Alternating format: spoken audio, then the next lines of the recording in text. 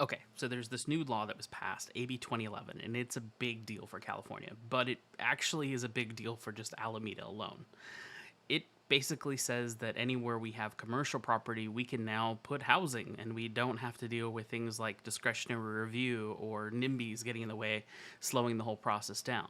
This was huge because we needed a bill to allow us to build lots and lots of homes in California quickly and streamline that construction and bypass a lot of the local obstructionism that has prevented us from building the housing that we need. Anytime you talk about any kind of streamlining bill, though, you have to get the unions involved.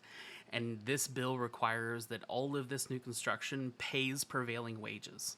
Okay, so this law only affects property that is currently zoned for commercial use. So I've got a zoning map for the city of Alameda.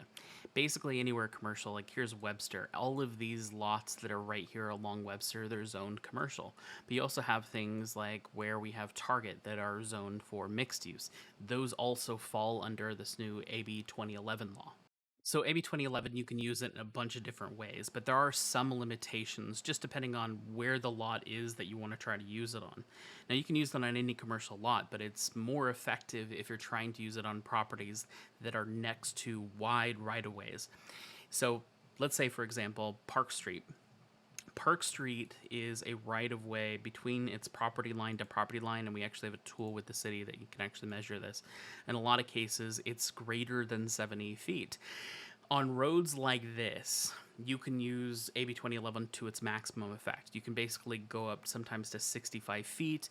You can have up to 60 units per acre, but you're only limited to requiring that 15% of the units included with that be for low income or very low income, or you could do 30% for moderate income if you put the units up for sale.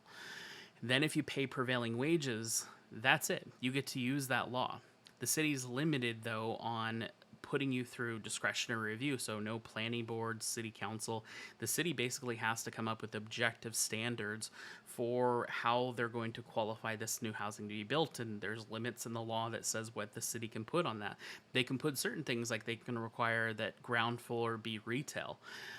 There are a lot of limitations, though, and it means that this new housing has to be approved and permitted in a streamlined fashion. So you can't hold it up or deny it arbitrarily. Developers will have the right to build this housing by right, so we can build the housing that we need quickly. What's really cool is there is a lot of property in Alameda where we have 70-foot right-of-ways, like this little commercial area that's next to Lincoln by Mastic Senior Center. That's all on the table. Basically anything up and down Webster, that is on the table. Everything that is in Marina Village, around Target, all of these roads have 70-foot right-of-ways.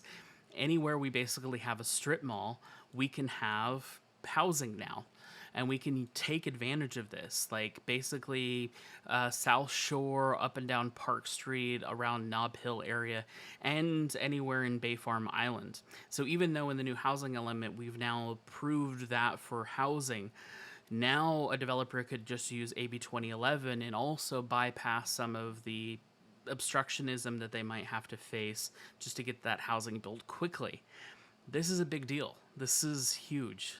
So yeah, if a developer wants to use this bill, they're going to have to pay prevailing wages, which often means they're going to have to use union labor. But for a lot of developers, they end up sinking a ton of money into just litigating for multiple years, doing community outreach, iterating on CEQA, EIR documents back and forth, which are all now streamlined as part of this process.